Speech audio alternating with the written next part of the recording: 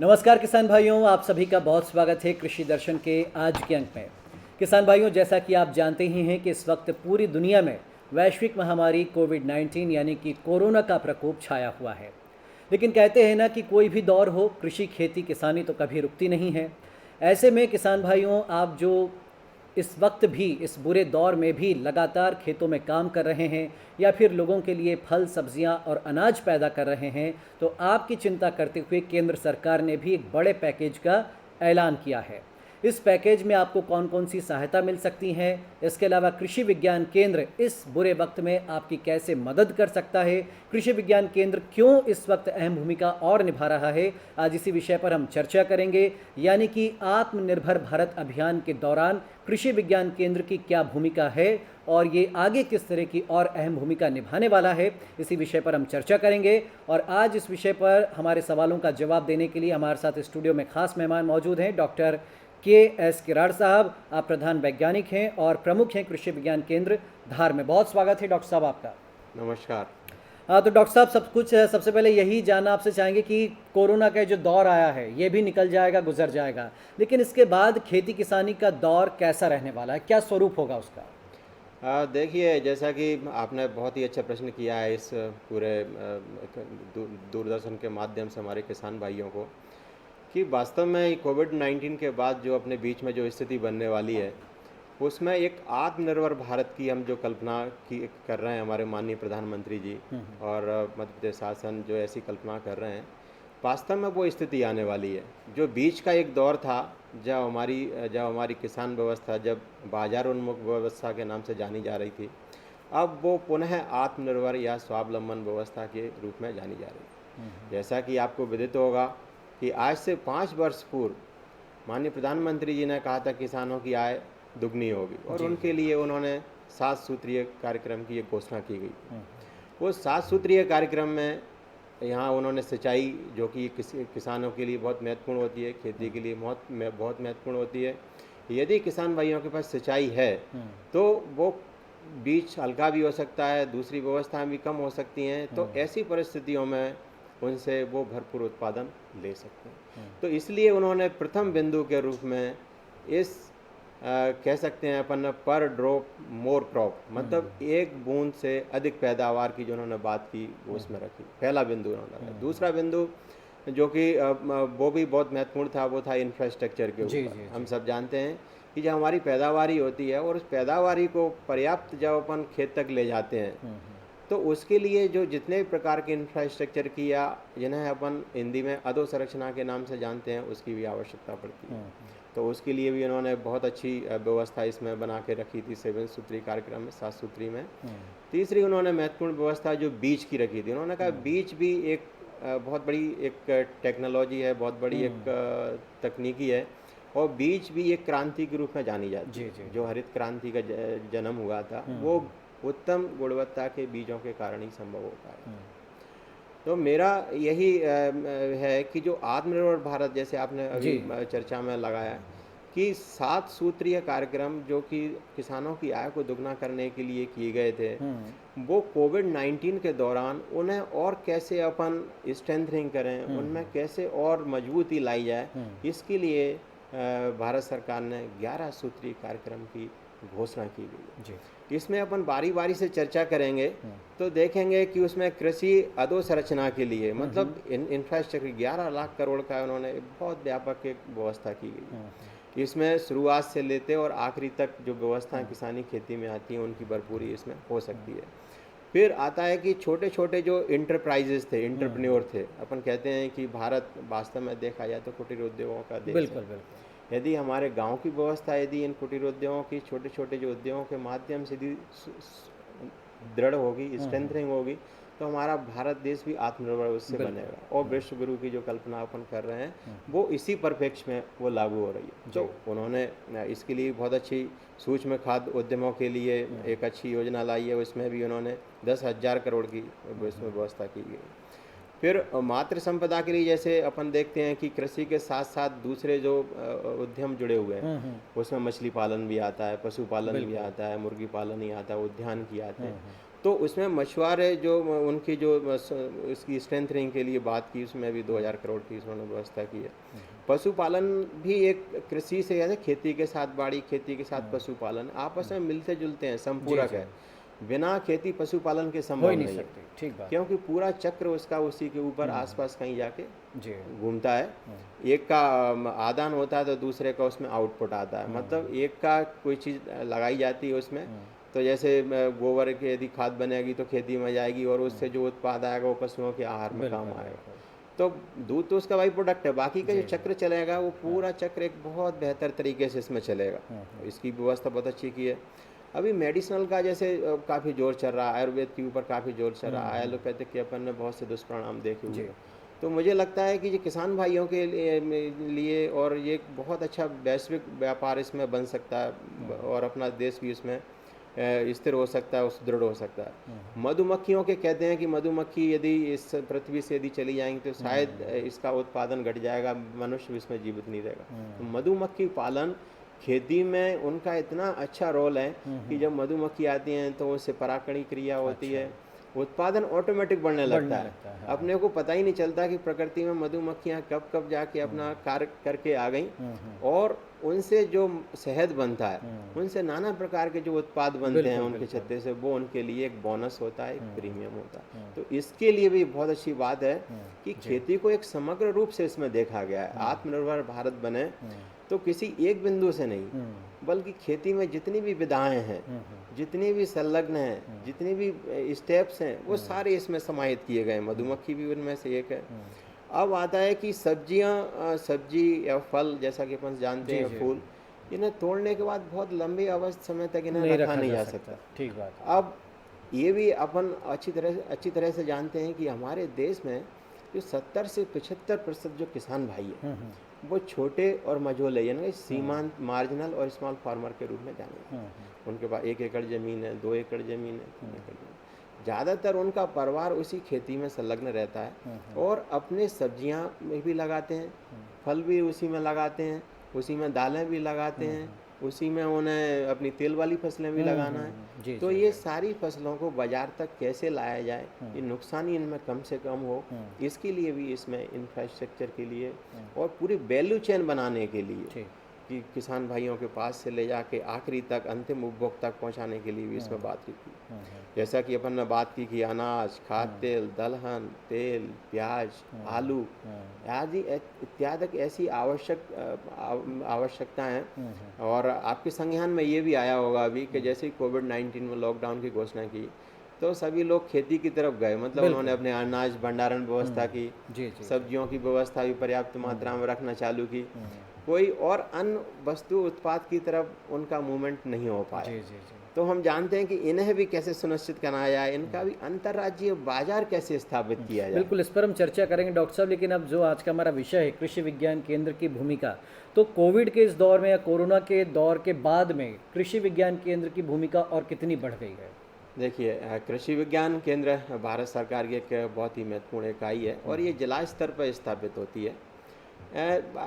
जब भी इसकी स्थापना की गई तो ये फार्म साइंस सेंटर या फार्म साइंस नॉलेज के नाम से इसका विख्यात था। और जहाँ डिस्ट्रिक्ट में जहाँ किसानों के अंतिम छोर के किसानों तक इसकी पहुँच बनाने का जब मुद्दा आया तो कृषि विज्ञान केंद्र की स्थापना हुई।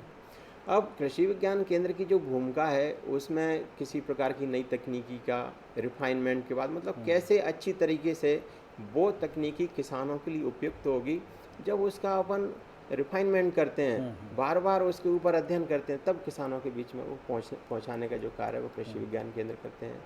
दूसरा इसमें कार्य है कि कोई तकनीकी बहुत अच्छी है, जैसे अपन कहते हैं कि किसान इस तकनीकी को अपना कर आत्मनिर्भर बन सकते हैं, तो उस तकनीकी का पहले प्रदर्शन होता है। उसे किसान भाई जब देखते हैं तो कहते भी हैं कि सीइंग इज़ बिलीविंग, मतलब देखकर विश्वास करना। तो उस तकनीकी का जब वो असर देखते हैं किसान भाई की, वास्तव में जो बहुत प्रभावी हमारे लिए उपयोगी है, तो यह भी भूमिका कृषि विज्ञान केंद्र की। हमारे देश में ग्रामीण क्षेत्र में बेरोजगार युवक हैं, नौजवान हैं, उनको प्रशिक्षण, ऐसे व्यावसायिक प्रशिक्षण देकर उन्हें स्वयं रोजगार स्थापित कराने का जो कार्य है वो कृषि विज्ञान केंद्र के माध्यम से किया जा रहा है।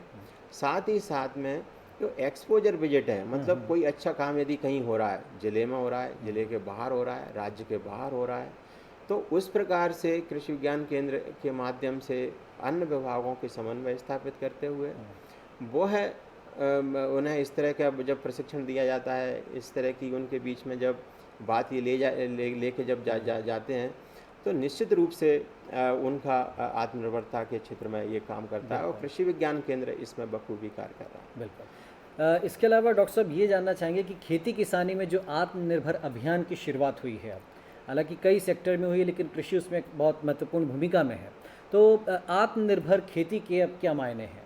आत्मनिर्भर खेती और स्वावलंबन खेती के यही मायने हैं कि किसान भाई की जो निर्भरता है वो बाजार के ऊपर कम से कम। अच्छा। खेती की जो किसान भाइयों के लिए अपन कहते हैं कि आत्मनिर्भर खेती तभी होगी जब उनकी लागत कम होगी, मतलब बाजार पर निर्भरता, और उनकी जो भरपूर उत्पादन के साथ साथ उनके उत्पाद का उचित मूल्य मिले। अब पहली कड़ी के रूप में अपन देखते हैं कि किसान भाई किन किन बातों के लिए बाजार पर सर्वाधिक निर्भर रहते हैं। जी। तो जैसे ही वो खेती का दिमाग में एक आता है उसका, तो सबसे पहले वो बीज के लिए बाजार में पहले वो स्वयं का बीज बनाते थे, बीज उत्पादन का कार्यक्रम होता था और बीज का आदान प्रदान एक जगह से दूसरी जगह होता था। लेकिन आज की स्थिति में अपन देखेंगे, हालांकि काफ़ी जगह आत्मनिर्भरता है, भारत सरकार के ऐसे कई कार्यक्रम हैं जैसे सीड ब्लेस प्रोग्राम है, सीड हब कार्यक्रम है, जिनके माध्यम से वो बीजों में आत्मनिर्भर हो रहे हैं जी। लेकिन अभी जो कोविड-19 के बाद जितना अच्छी तरह से इसके ऊपर फोकस किया गया है, यदि हम बीज में आत्मनिर्भर होते हैं, कहते हैं कि खेती की जो लागत का 25% हिस्सा बीज के ऊपर खर्चा होता है। बिल्कुल। तो बीज में अपने को आत्मनिर्भर होना, ये कृषि विज्ञान केंद्र के माध्यम से संभव है, विभागों के माध्यम से संभव है, और स्वयं किसान अपना बीज पैदा करे, इसके ऊपर संभव है। और कृषि विज्ञान केंद्र इस बीज उत्पादन में या किस तरह से आगे मदद कर सकता है किसानों की? जहाँ तक कृषि विज्ञान केंद्र का प्रश्न है, जितने भी कृषि विज्ञान केंद्र में हैं, उनमें जो उच्च गुणवत्ता का जो ब्रीडर सीड के नाम से अपन जानते हैं, जिसे प्रजनक बीज के नाम से जानते हैं, वो पैदा कर रहे हैं। और इसकी मात्रा कृषि विज्ञान केंद्र से कृषि विज्ञान केंद्र थोड़ा सा अंतर है, लेकिन वो बीज पूरे भारतवर्ष के जहाँ भारत सरकार का मैंडेट मिलता है वहाँ जाता है, फिर उससे दूसरी पीढ़ी का बीज बनता है, फिर उससे तीसरी पीढ़ी का बीज बनता है और चौथी पीढ़ी का बीज जाके किसान भाइयों को मिलता है। तो कृषि विज्ञान केंद्र जहाँ उच्च गुणवत्ता का स्थानीय आवश्यकता के अनुसार बीज पैदा कर रहे हैं, और अब जो कोविड-19 के बाद जो परिस्थिति बन रही है, और इसमें और आवश्यकता है ध्यान देने की कि ज़्यादा से ज़्यादा उसमें गुणवत्ता युक्त बीज को और ज़्यादा से ज़्यादा बीजों को किसान भाइयों के बीच में उसमें ले जाया जाए।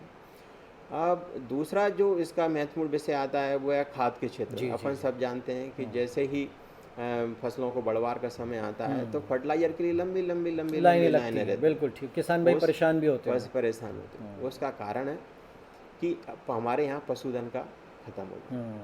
पहले हर किसान भाई के पास 2 गाय 4 गाय, और कम से कम ये नहीं तो उनके पास बैल खेती के लिए रहते थे। ठीक बात है। तो उनके पास जो स्वयं का जो खाद बनता था उसकी बात अलग थी, क्योंकि ज़मीन में इसके अभाव के कारण कार्बन तत्व की मात्रा घटती चली गई। रासायनिक जब खेती करते हैं तो कार्बन तत्व की मात्रा उसमें से घटती चली गई, और कार्बन तत्व मृदा स्वास्थ्य का सूचक के रूप में जाना जाता है।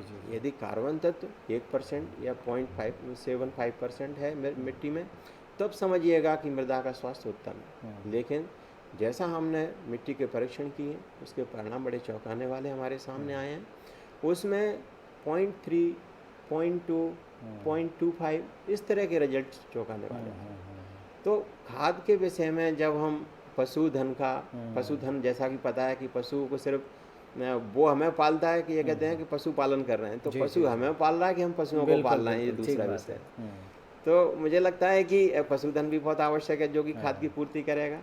अब स्वयं का यदि फसलें हमारी स्वस्थ होंगी तो निश्चित रूप से उनमें कीड़े और बीमारियों का प्रकोप बहुत कम होगा। यदि प्रकोप होता भी है तो हमारे ऐसे बहुत से संसाधन हैं जिनके माध्यम से कई जैविक उत्पाद होते हैं जिनसे उन पर कंट्रोल कर सकते हैं। आज आप देख रहे हैं कि एक फसल में 20-20 स्प्रे हो रहा है, 25-25 स्प्रे हो रहे हैं, अनावश्यक, जिसकी हमें आवश्यकता नहीं थी। अच्छा, स्प्रे करने से खेती की लागत बढ़ रही है, जी। मतलब बाजार पर आपकी आश्रित बढ़ रही है। और उसके अलावा वो हानिकारक प्रोडक्ट ही पहुंच रहे हैं लोगों के, जो शरीर के लिए भी बहुत नुकसानदायक है। आपने बिल्कुल बहुत पते की बात की हम्म, कि वास्तव में वो जहरीला प्रोडक्ट हम्म, अपने उपभोक्ताओं के बीच में जा रहा है, अपना पर्यावरण प्रदूषण हो रहा हम्म, है, और जो आसपास का जो सूक्ष्म वातावरण है, हम्म, जैसे अपन गांव में जाते हैं खुली हवा लेते हैं, बिल्कुल। तो उसको कहते हैं अपन सूक्ष्म वातावरण, खेत के चारों तरफ का वातावरण, वो भी उससे प्रदूषित हो रहा है। हम्म, तो इस प्रकार की व्यवस्था में जहाँ आपका खाद है, बीज है, बीज। दवाई है, हम्म, सिंचाई के साधन ऐसे साधन हैं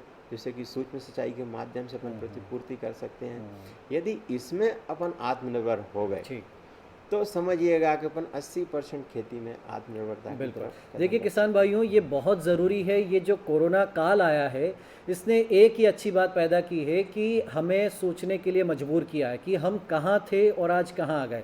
आज जैसा कि डॉक्टर साहब ने कहा कि किसान भाई भी पूरी तरह से बाज़ारों पर आश्रित हो गए। बीज चाहिए बाज़ार चले जाइए, खाद चाहिए बाज़ार चले जाइए। लेकिन हमारे पास ये तमाम संसाधन पहले घर में ही मौजूद थे। हमारा पशुधन था, हम खुद अपने बीज तैयार करते थे, खुद अपने जैविक उत्पादों से कीटनाशक तैयार करते थे। लेकिन ये सब भूल गए, और इसीलिए प्रधानमंत्री नरेंद्र मोदी और केंद्र सरकार ने ये कोशिश की है कि अब किसान फिर से आत्मनिर्भर बने, उसे बाज़ार पर आश्रित न रहना पड़े। तो डॉक्टर साहब, ये जो आपने 3-4 चीज़ें बताई हैं, इसके अलावा भंडारण भी है, मार्केटिंग भी है, इसमें जो आत्मनिर्भर अभियान है केंद्र सरकार का, वो किस तरह से मदद करने वाला है, और उसमें केंद्रीय जो कृषि विज्ञान केंद्र है उसकी क्या भूमिका रहने वाली है? ये बहुत ही महत्वपूर्ण आपने बात छेड़ी और बहुत ही अच्छा प्रश्न रखा।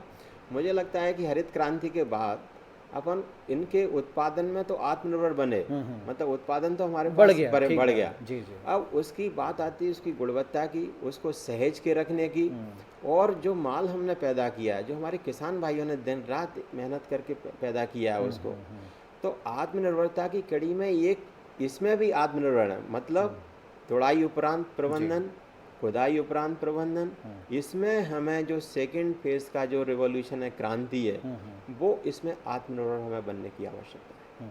मतलब हम जो माल पैदा करें उसमें कम से कम नुकसान हो, कम से कम नुकसानी हो, जी, जी। नंबर एक। दूसरा, यदि हमारे पास ऐसी व्यवस्था यदि बनेंगी कि हम उन्हें भंडारण कर सकते हैं, भंडारण करने के साथ साथ कुछ समय के लिए अपने पास उन्हें रोक के रख सकते हैं, और रोक के रखने के साथ साथ उनमें कुछ ऐसे मिनिमम, मतलब कम से कम ऐसे प्रोसेसिंग अपन कर सकते हैं। जैसे कि उदाहरण के रूप में मैं आपके सामने रखना चाहूँगा कि जैसे दाल पैदा कर रहे हैं, और दाल पैदा करने के बाद वो सीधे बाजार में नहीं जाए, यदि उसकी मिनिमम कुछ प्रोसेसिंग हो जाए। मिनिमम प्रोसेसिंग कैसे?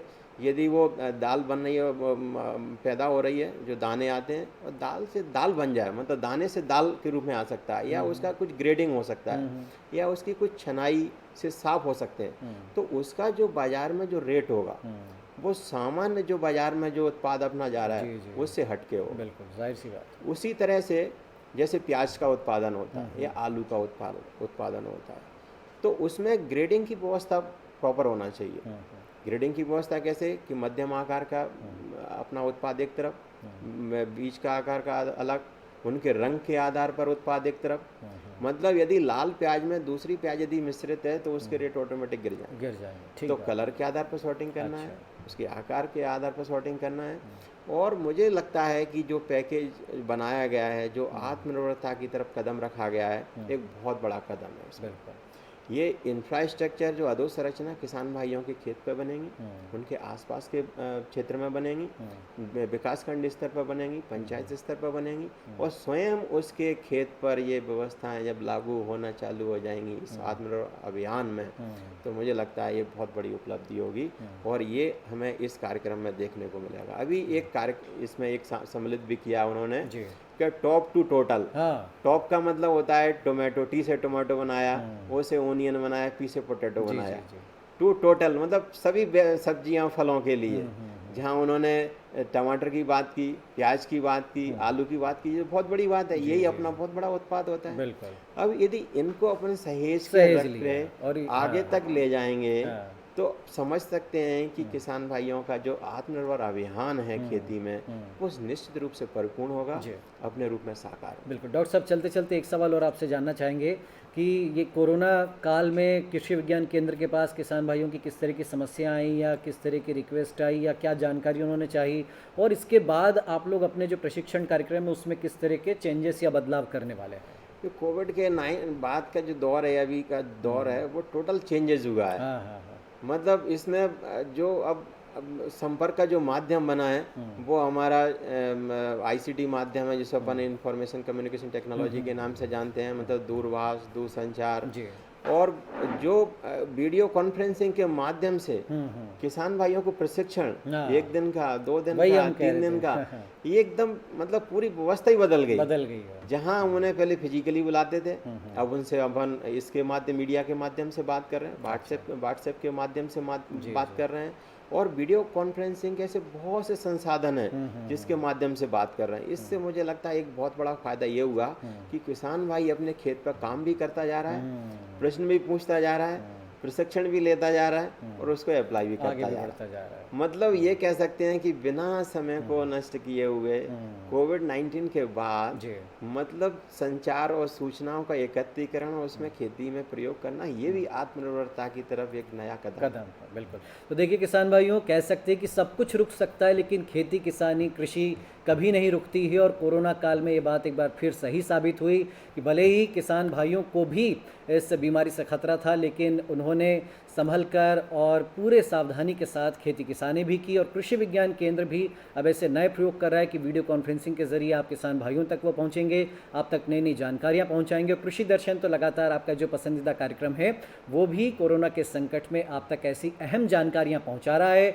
आत्मनिर्भर भारत अभियान की जो शुरुआत हुई है किसान भाइयों, हमें पूरी उम्मीद है कि उससे आप भी ज़रूर लाभान्वित होंगे, आप ज़रूर फ़ायदा उठाएंगे। तो आज के इस कार्यक्रम में इतना ही। डॉक्टर साहब का हम बहुत बहुत शुक्रिया अदा करते हैं। डॉक्टर साहब, आप हमारे साथ इस चर्चा में शामिल हो और आपने इतनी अमूल्य जानकारी हमारे किसान भाइयों को दी। तो किसान भाइयों, आपसे हम अनुमति लेते हैं, लेकिन चलते चलते आप देखिए कृषि मौसम सलाह। आगामी मौसम पूर्वानुमान के अनुसार आसमान में हल्के बादल से मध्यम घने बादल छाए रहेंगे। हवा की दिशा ज़्यादातर पश्चिम से एवं कभी कभी दक्षिण दिशा से रहेगी। दिन एवं रात्रि के तापमान में मामूली गिरावट का अनुमान है। हवा की गति सामान्य से अधिक 15.4 से 18.2 किलोमीटर प्रति घंटे से रहेगी। इस दौरान हल्की बारिश होने का अनुमान है। वर्तमान में टिड्डी दल के नियंत्रण के लिए सर्वप्रथम प्रकाश प्रपंच लगाकर टिड्डियों को एकत्र कर नष्ट करें। रात्रि में अगर अपने खेत में टिड्डियों को बैठा देखें तो रात्रि में ही खेत की कल्टीवेटर एवं रोटावेटर पाटा लगाकर जुताई कर दें, ताकि इनके अंडे एवं टिड्डियां पाटा से दबाकर समाप्त हो जावें। टिड्डी का तीव्र आक्रमण होने पर इनके नियंत्रण हेतु वेंडियोकॉर्प 80% 125 ग्राम या डेल्टामेथ्रिन 1.25%, ULV 1400 मिलीलीटर या डेल्टामेथ्रिन 2.8%, ULV 625 मिलीलीटर या डाइफ्लूवेंजुरियन 25%, AWP 120 या लैम्डासाइहेलोथ्रीन 5 EC 400 मिलीलीटर या प्रति हेक्टर कीटनाशक का उपयोग किया जा सकता है। गन्ने की फसल में भारी मिट्टी में रोप 12 से 15 दिन बाद तथा हल्की मिट्टी में रोप 8 से 10 दिन के अंतर पर सिंचाई अवश्य करें। अक्टूबर नवंबर में गन्ने की फसल को गिरने से बचाने के लिए पत्तियों से लपेटकर बांध दें तथा फरवरी मार्च में रोपित गन्ने की निदाई गुड़ाई के बाद घास फूस से मल्चिंग करें, जिससे तेज हवा एवं गर्मी से हानि न हो। आगामी मौसम को देखते हुए फलदार वृक्षों की शाखाओं को सहारा दें, जिससे तेज हवा से हानि न हो। मिट्टी परीक्षण हेतु नमूना लेकर निकटतम कृषि विभाग के निकटतम मृदा परीक्षण प्रयोगशाला में भेजें। ग्रीष्मकालीन गहरी जुताई करें। प्रत्येक तीसरे वर्ष खेत की नरवाई में आग न लगावें। धान की खेती के लिए रोपा विधि से करने हेतु नर्सरी लगाने की तैयारी। जायद फसल जैसे मूंग, उड़द, भिंडी एवं कद्दू वर्गीय सब्जियों, लौकी, गिलकी, खीरा, ककड़ी, कद्दू, तरबूज एवं खरबूज की तोड़ाई करते रहें एवं सिंचाई की व्यवस्था करें, जैसा कि हल्की बारिश के साथ बादल युक्त मौसम रहने का अनुमान है। अतः रस चूसक कीट के प्रकोप की संभावना है। नियंत्रण के लिए थायोमिथॉक्सिस या एसिटामिप्रिड दवा 0.35 से 0.45 ग्राम लीटर के मान से छिड़काव करें। पिछले दिनों एवं आगामी दिनों में बादल युक्त मौसम रहने के कारण ग्रीष्मकालीन फसलों एवं सब्जियों में कद्दू का लाल कीड़ा के प्रकोप का अनुमान है। नियंत्रण के लिए क्लोरीफाइस दवा 1 मिलीलीटर प्रति लीटर के मान से 600 लीटर प्रति हेक्टेयर के छिड़काव करें। नवीन रोपित बागवानी के फलदार पौधों को टूटने तथा गिरने से बचाने के लिए पौधों के लकड़ी का सहारा दें तथा पौधों में थाला बनावे और नमी के संरक्षण के लिए घास फूस से मल्चिंग करें। ग्रीन हाउस नेट हाउस में सिंचाई करते हुए टमाटर, मिर्च, बैंगन तथा पत्ता गोभी नर्सरी तैयार कर सकते हैं। पपीता, केला, लू से बचाने के लिए सिंचाई आवश्यक रूप से ड्रिप विधि का प्रयोग करते हुए करें।